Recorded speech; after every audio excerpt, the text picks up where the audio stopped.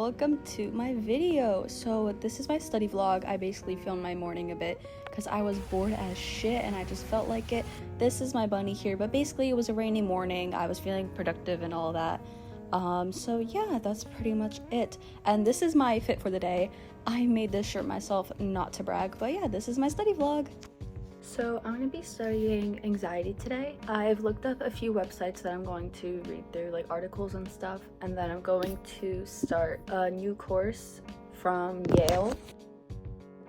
So hopefully it's good, but I'm probably going to study for about an hour and we'll see where that gets us. So yeah.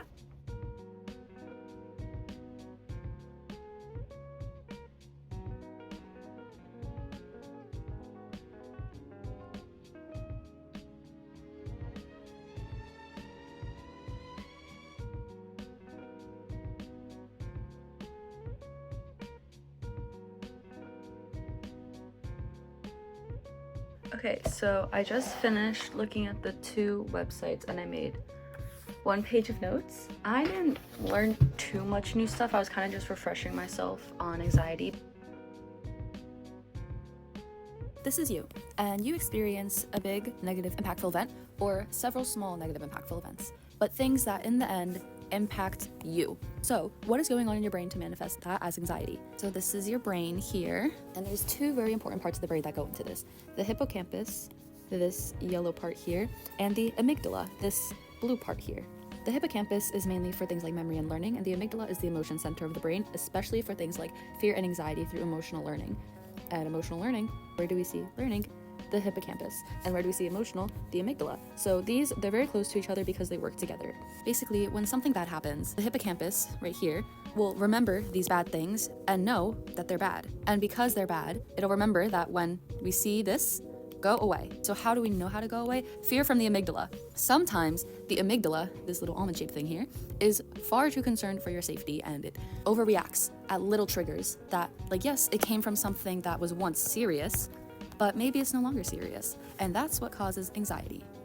But some stuff that I thought was kind of cool was anxiety can only affect you if you think of your life as a timeline. If you live in the present moment, you can't really have anxiety because anxiety involves being fearful about something in the future. I think in my last 2 or 3 videos I've been talking about living in the present, and this just supports that more. I also thought it was interesting that sometimes if you think about your worries, you can get rid of them. Like sometimes thinking about it can help you as long as you're in a controlled environment and you don't end up spiraling. But it's more about reassuring yourself that your worries didn't go unchecked and that you have thought about things that could go wrong. If you try to avoid the thoughts, then there's going to be more worries about you not being prepared. That was from mind.org, and I thought that it was kind of iffy because it's really easy to spiral and to get into kind of a habit of setting out time to specifically worry. But I guess it's also better. It could work for some people if you're constantly worried versus setting out a time to just let those emotions kind of happen and then pass.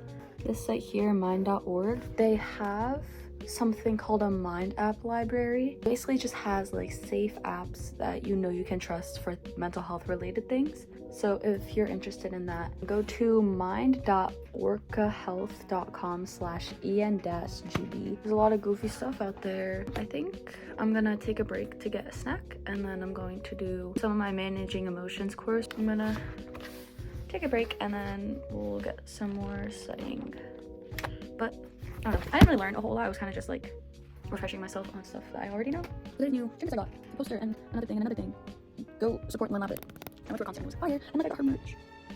Anyways, when I was studying, I had a bowl of watermelon and it's all gone now.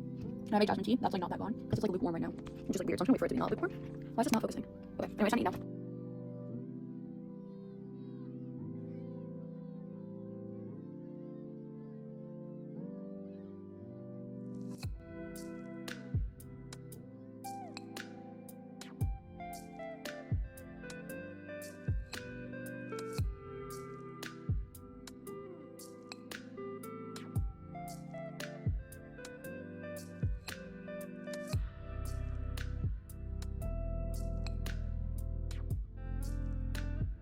I did module 1 out of 8 modules, and I did that in one day, so it's pretty cool. This is gonna take me a week to finish. Typically shorter courses on Coursera tend to be a lot easier, so I didn't think I would get much from it, but I actually did learn a lot. This was made during COVID era, so a lot of the information that they give is like based around that.